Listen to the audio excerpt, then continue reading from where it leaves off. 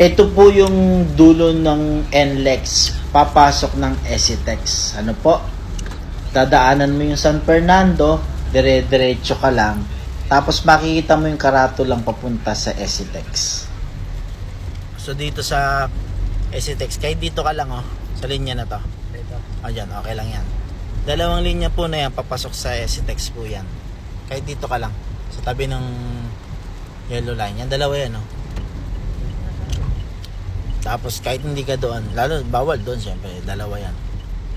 Kasi minsan nagiging volume yung sasakyan dito. Kaya mali yung ginawa niya. Nandun siya sa gitna pero dediretso pala siya. So may linya naman na nagpapaalala. Ito yung papunta sa Esitex sa taas. Sa Subic Clark Tarlac Expressway. Pag ganyan paliko, medyo madulas yan. Kaya medyo mabigat ang dala, kailangan alalay. Lalo na kung bagong buwas. Pero ito mula naman, medyo kapit na po yan.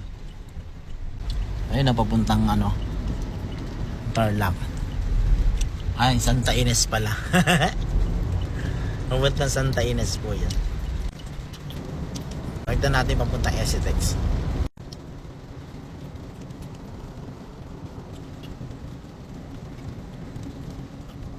Dire-diretso lang. Ulan pa tayo nakapag-vlog dito Higa. Tayo Diretso lang tayo.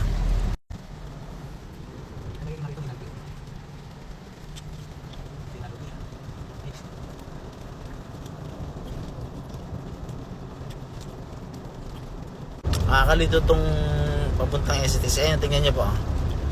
Yung Subic diretso, Tipilex ay pakanan. So ito yung Esitex.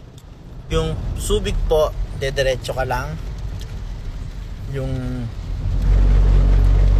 Tarlac, di ba ano yan? Subic Clark Tarlac Expressway yan. Tarlac pakanan, Subic pa diretso. So ito yung mga pupuntahan ng yung pupuntahan niya. So kung pupunta ka ng Tarlac, Pangasinan, dito po. Subic dito ka. South ng Esitex. Dito po kayo. So yan yung papunta dun. Okay. Balik na yun.